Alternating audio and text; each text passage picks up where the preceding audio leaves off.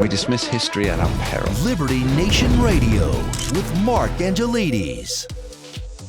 Hello and welcome to Liberty Nation Radio, heard coast to coast on the Radio America Network from our flagship station in the nation's capital, WWRC in Washington, D.C. I'm your host, Mark Angelides.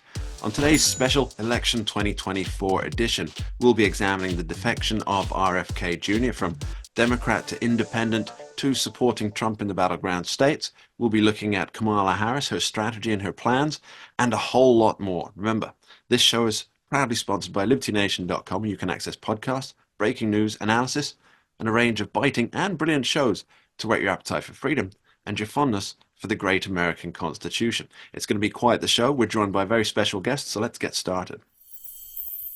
Robert F. Kennedy Jr. has suspended elements of his campaign and is now all in for Donald Trump. What does that mean for the election going forward? All this and more on today's show, and we're very lucky to have with us longtime host of this here radio show, Mr. Tim Donner, who also happens to be Liberty Nation's senior political analyst. Thanks for being here, Tim.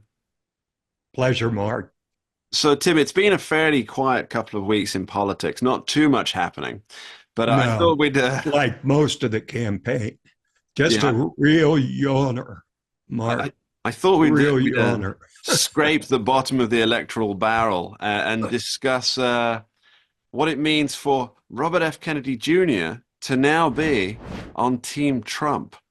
I think, obviously, kidding aside, I think this is quite monumentous, not so much for what it could mean electorally, although we will get to that, I'm sure, but it seems to me that it's a seismic shift in what it means to be a Democrat or a Republican in America.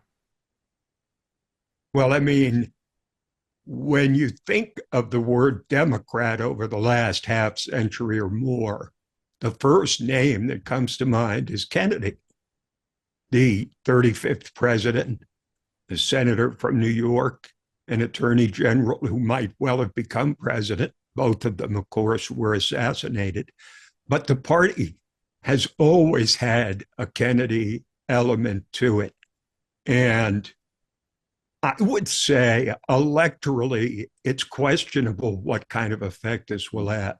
But culturally, politically, going forward, it could, if you extrapolate to the end, it could be the basis for a realignment of the parties.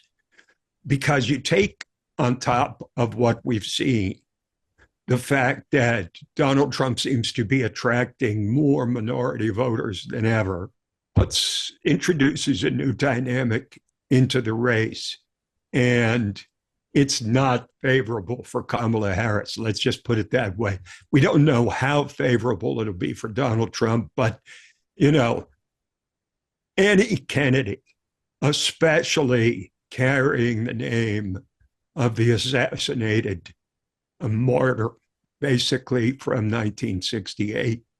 Anybody carrying that name, but especially Robert F. Kennedy, endorsing any Republican, not to mention the most controversial Republican of the modern age.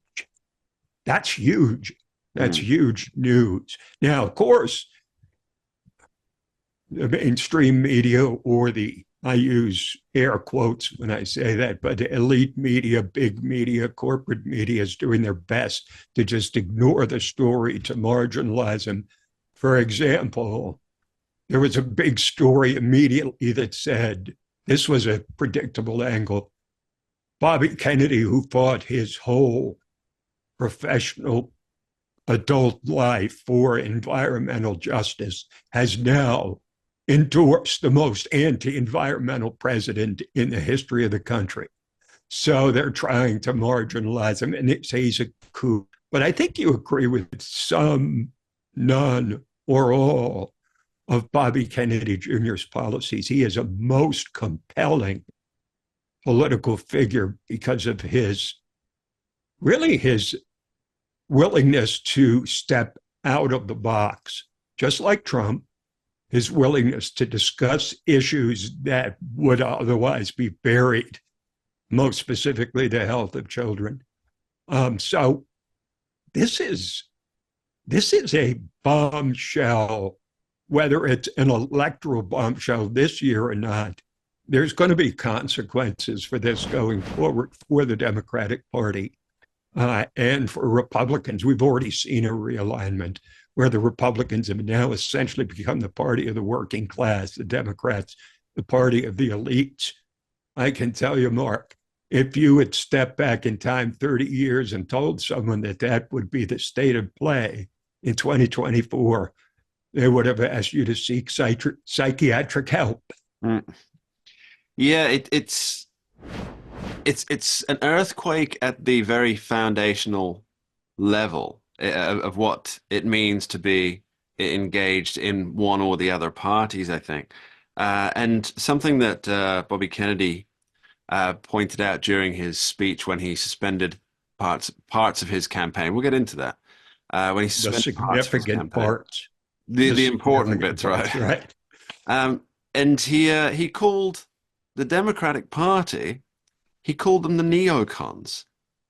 And, it's always kind of rattling around in the back of my mind that kind of phrase actually could apply to a significant portion of the current Democrats in Congress. Now, he may have meant it with an almost vindictive strike because they've treated him quite badly as you say, as a scion of the Kennedy family, to not even really allow him to run for president under their banner, and then to sue him 7 ways to Sunday to try and keep him off ballots. But to refer to them as neocons, I think that's going to resonate with a lot of people, isn't it? Well, let's do another rewind. This time we'll go back 20 years to 2004. As you recall, the striking narrative of the 2004 election was the Iraq War and the fact that George W. Bush had expanded basically the portfolio of his incursion into the Middle East. At that point, Democrats were so opposed to a neoconservative foreign policy that they used it as largely the basis of John Kerry's campaign against Bush in 2004.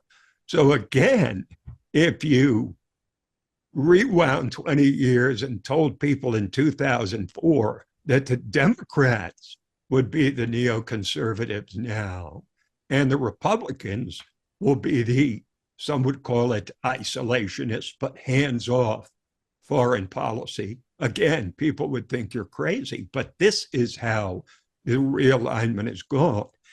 And I think, Mark, that what put neoconservatism into the Democratic Party was Barack Obama, because he came into office facing a number of crises, and he decided to basically strengthen, to a great extent, our foreign alliances rather than diminish them, which a lot of people thought that he would. And I think it made, let's put it this way, maybe Barack Obama made neoconservatism great again, right?